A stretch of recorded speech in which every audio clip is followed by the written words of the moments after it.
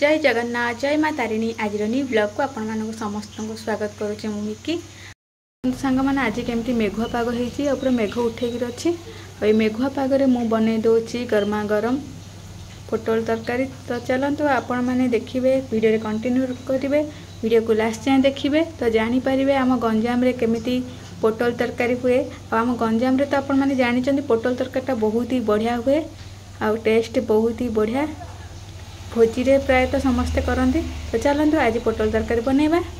तरकारी आपण मैंने देखिपे मु पोटल को काटिकी छाणी देछि आ एपटे आलू को भी तेल रे छाणी दउछि टिके ब्राउन कलर हैला पर्यंत आलू को आपण मैंने छाणीबे। आ एठी रहिला हमर मसला मसला पई मु जाइछि किछि अदा जीरा रसुण पियाज कंचा लंका आ रहिला टमाटो इटा हेले ग्रेवीटा बढ़िया माने बढ़िया मसलाटा बढ़िया से हम आ ग्रेवी भी भल रहिबो। तो चलतु करवा आ देख देखिपे सांग मैंने आमर आलू भी एबे ब्राउनिश कलर हो गलानी बढ़िया से छाणी हो गलानी। तो आम बाको बाहर करदे बेसी आपण मैंने भी करें कहीं पोड़ी गला तार टेस्ट किसी भल लगे। देखिपे सांग मैंने मुझे देती अल्प चीनी आ चीनी देदेला बेले कौन हम ना तरकारी कलरटा बहुत ही बढ़िया आसो।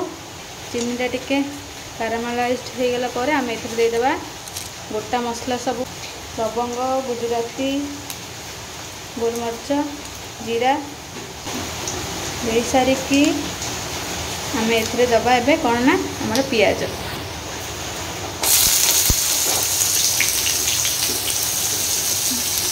पियाज दे सारा पर मुझे दे देती अल्प लुण लुण देला द्वारा कौन हम ना पियाजटा जल्दी सीझीज।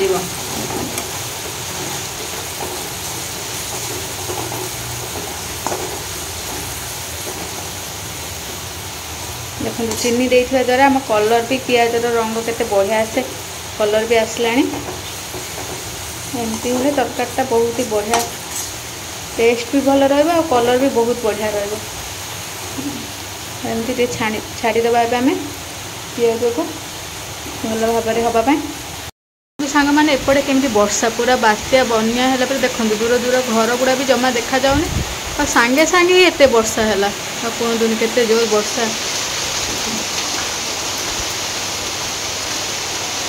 घर गुड़ा किसी जमा देखा जाऊनी। सांग मैंने एबे आमर पियाज पूरा भल से पूरा ट्रांसपेरेन्सी है कि बढ़िया से सीझी जाइए और बढ़िया भाजी भी हो जाए। आम ए देदेबा जो आमर मसला जो मसलाटा को आम बाटी थिले बटा मसलाटा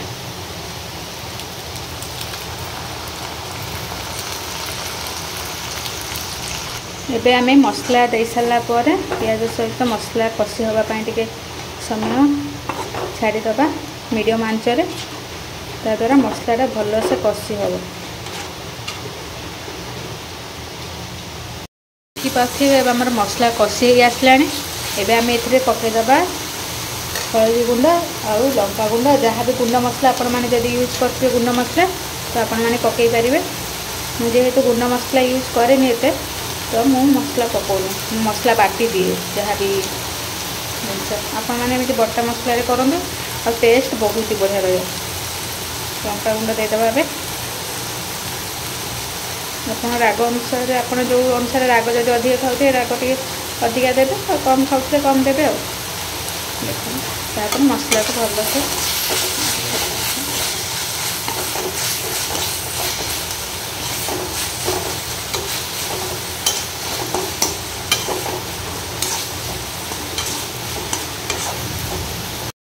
मसला पूरा तेल पूरा अलग हो गलानी और केते बढ़िया से कषि हो जाए।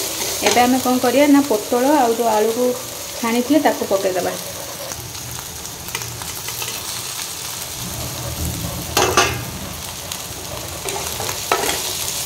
पोटल आ आलू को पकईकि आपण मैंने मसलाटा को जमी सब आलू और पोटल भल से कोटेड हम सेमती छाड़ीदे।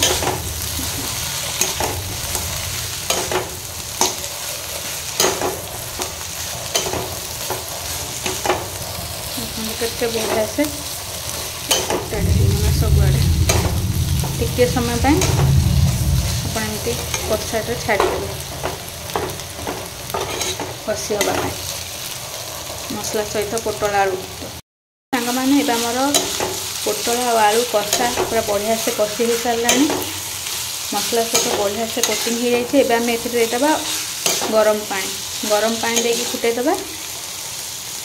ଏବେ ଗରମ ପାଣି ଆପଣମାନେ ଚାହିଁଲେ ଯଦି ଅଧିକା ପାଣିଆ ଚାହୁଁଛନ୍ତି ପାଣି ଅଧିକ ଦେବେ, ନହେଲେ ତ କମ୍ ପାଣି ଦେଇକି କରିବେ।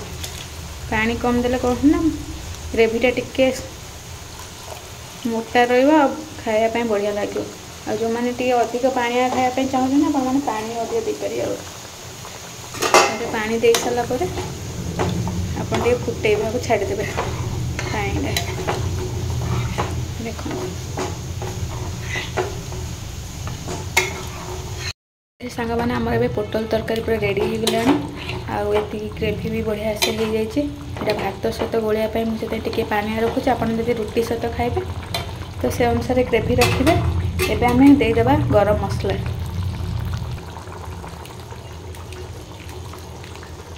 ଗରମ ମସଲା ପରେ ଆପଣମାନେ ମ୍ୟାଗି ମସଲା ବି ଟିକେ ଦେଇଦେବେ। ଆଉ ମ୍ୟାଗି ମସଲା ଦେଲେ ଟେଷ୍ଟଟା ଗୋଟେ ବହୁତ ହି ବଢ଼ିଆ ରହିବ।